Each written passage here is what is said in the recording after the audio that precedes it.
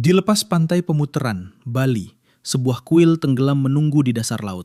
Patung-patungnya menatap setiap penyelam dengan mata kosong. Dian, penyelam petualang, datang saat bulan purnama. Arus tiba-tiba menggila, nyanyian samar terdengar dari kedalaman, dan bayangan hitam bergerak di luar sorot senter. Teman-temannya hilang satu persatu. Kuil itu bukan reruntuhan biasa. Ia adalah pintu menuju sesuatu yang lebih tua dan gelap dari manusia.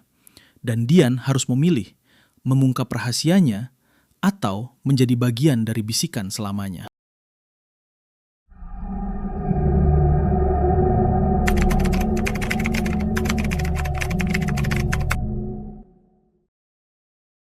Dian adalah seorang penyelam berusia 28 tahun, tinggi, berotot, tapi gesit, dengan mata hitam tajam yang selalu meneliti setiap detail lingkungan sekitar. Dia dikenal sebagai sosok petualang yang tak kenal takut. Ambisinya besar, mengeksplorasi tempat-tempat yang bahkan para penyelam veteran pun enggan mendekati. Wataknya keras kepala, cenderung perfeksionis, dan punya dorongan kuat untuk menjadi yang pertama mengungkap misteri bawah laut. Namun, di balik kepercayaan dirinya, Dian memiliki rasa ingin tahu yang nyaris obsesif, kadang menutup suara hati dan intuisi yang memberi peringatan. Malam itu, bulan purnama menggantung rendah di langit Bali, dan arus laut di sekitar Pemutaran terasa tak biasa. Lebih dingin, lebih berat, seolah menolak kedatangan mereka. Dian bersama tim kecilnya memasuki perahu yang akan membawa mereka ke titik penyelaman.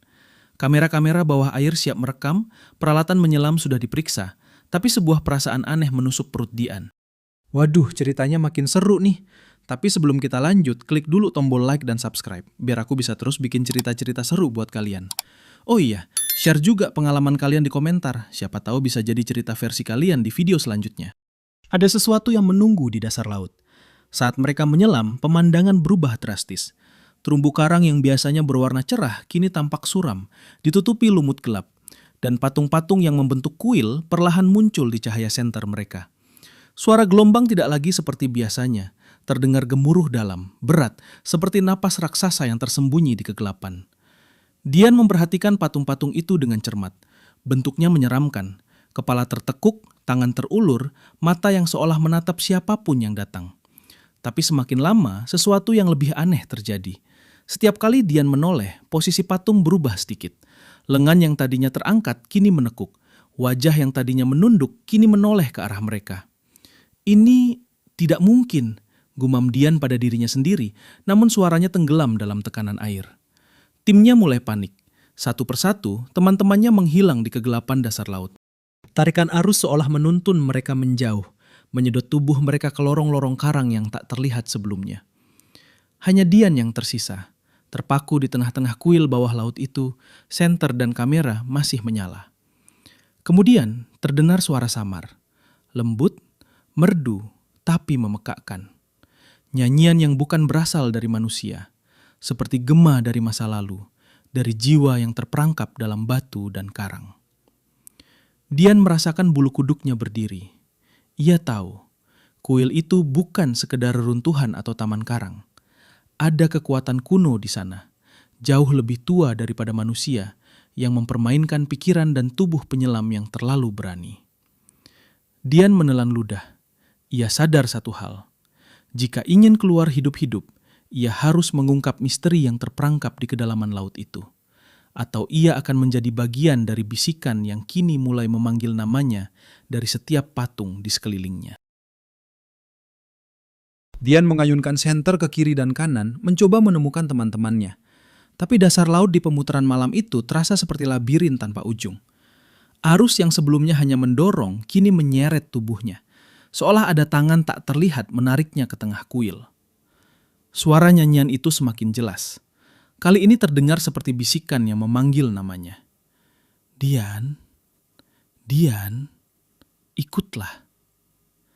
Jantungnya berdegup kencang. Tapi rasa ingin tahunya mendorongnya maju. Ia menatap patung-patung itu dan baru menyadari bahwa beberapa wajah kini terlihat berbeda.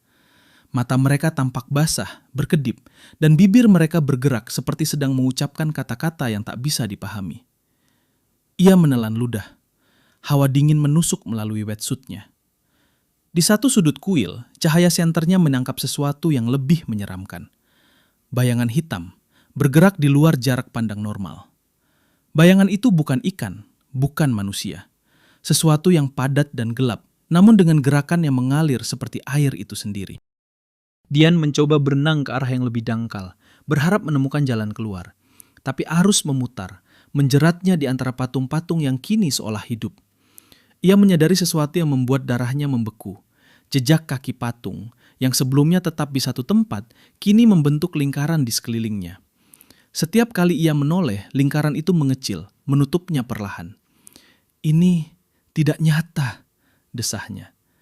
Tapi nyanyian itu semakin memaksa, masuk ke telinga, kepala, bahkan pikirannya sendiri. Ingatannya mulai kabur, wajah teman-temannya berganti dengan patung-patung yang menatap tajam, menunggu gerakannya. Dian mencoba berbicara, berteriak, tapi suaranya hilang di bawah tekanan laut. Tangannya gemetar saat menyentuh salah satu patung, dan ia merasakan sesuatu menembus kulitnya, seperti aliran energi dingin menusuk sumsum tulang.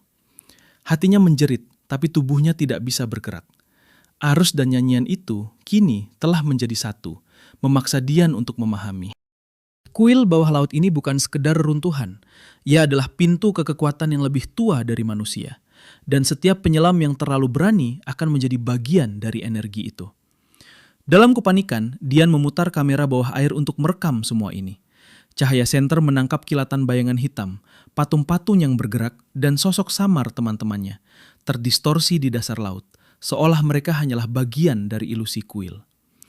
Ia tahu satu hal dengan pasti, ia harus menemukan inti dari kuil ini, pusat energi kuno itu, jika ingin bertahan. Tapi semakin ia berenang menuju patung besar di tengah, nyanyian itu berubah menjadi tawa dingin yang memekakkan telinga. Setiap tarikan napas terasa seperti menyerah pada laut yang hidup, dan sebuah firasat buruk menghantui Dian. Mungkin kali ini ia tak akan kembali. Dian berenang dengan napas terengah di bawah tekanan air yang makin menekan tubuhnya. Arus di sekitar kuil tidak lagi terasa alami. Ia seperti ditelan oleh pusaran yang hidup, memutar, menolak setiap upaya untuk keluar. Patung-patung di sekelilingnya kini tampak lebih nyata dari sebelumnya. Mata mereka berkilat seperti permata gelap, mulut mereka tersenyum mengejek, dan tangan yang terulur seolah menuntun Dian ke arah tengah kuil. Di sana, ia melihat pusat energi kuil, sebuah patung raksasa Dewi Laut, setinggi hampir 2 meter terbenam sebagian di dasar karang. Air di sekelilingnya tampak berkilat, beriak seperti cermin hitam. Dari dalam patung, nyanyian itu memuncak menjadi suara yang menyeramkan, menyerupai campuran tawa, tangisan, dan bisikan dari ribuan jiwa yang terperangkap di sana. Dian mencoba mundur, berenang ke arah permukaan, tapi arus menolak. Tubuhnya terasa berat, seolah bumi dan laut bersekutu menahannya. Setiap kali ia menoleh, bayangan hitam di sekelilingnya semakin banyak, bergerak seperti tentakel, menyelimuti tubuhnya sedikit demi sedikit. Ia mengingat teman-temannya yang hilang. Wajah mereka kini muncul di patung-patung, tersenyum dingin. Ini bukan tempat untuk manusia, desahnya. Tapi nyanyian itu menelan suara hatinya. Dian merasakan tangannya disentuh oleh sesuatu yang dingin, keras, dan hidup. Aliran energi yang masuk ke dalam darahnya, menguasai pikirannya, memaksa tubuhnya tetap di tempat. Dalam kepanikan terakhir, Dian mencoba menembakkan senter ke patung raksasa itu. Cahaya menyorot permukaan patung, dan untuk sesaat ia melihat bentuk-bentuk manusia. Penyelam lain yang sudah lama menjadi bagian dari kuil. Mata mereka kosong, tubuh mereka membeku di dasar laut, bisu selamanya. Hati Dian berdegup kencang. Ia tahu, jika ia menyerah pada arus dan energi kuno ini, ia akan menjadi satu dengan kuil, menjadi bagian dari nyanyian yang memerangkap setiap pengunjung yang terlalu berani. Namun tubuhnya semakin berat, napasnya habis, dan arus itu tak terelakkan. Dengan jeritan putus asa yang tertelan air, Dian tersedot ke dalam patung raksasa. Dunia di sekelilingnya berubah menjadi gelap total. Ia bisa merasakan ribuan tangan dingin memeluknya. Suara-suara tercekik menyatu dengan pikirannya, dan tubuhnya perlahan kehilangan kendali. Permukaan laut terlihat jauh di atasnya, tak terjangkau. Bulan purnama tampak memantul di air seperti mata besar yang menatapnya. Terakhir yang dirasakan Dian adalah tarikan yang lembut tapi tak terhentikan, membawanya masuk ke inti energi kuil. Ia menjadi satu dengan bisikan, menjadi bagian dari taman bawah laut itu selamanya. Di atas permukaan, hanya gelombang tenang yang terlihat, seolah malam itu tak pernah terjadi. Kamera bawah air yang sempat merekam semuanya kini terombang-ambing di arus, menampilkan bayangan samar di layar, siluet penyelam, patung, dan mata yang menatap ke dalam jiwa siapapun yang menonton. Kuil bawah laut pemutaran tetap tenang, misterius, dan menunggu penyelam berikutnya.